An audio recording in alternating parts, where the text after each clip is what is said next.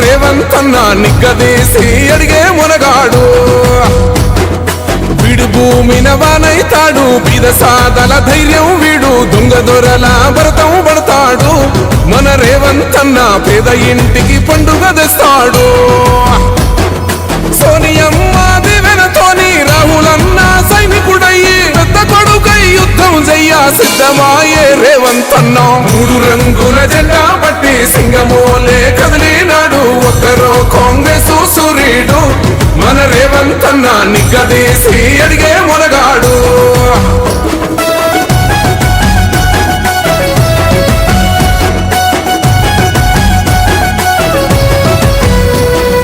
దాడులెన్ని జరిగిన గాని దడువలేదు రేవంత్ అన్న గంతకంతా ఎత్తుకు ఎదిగాడు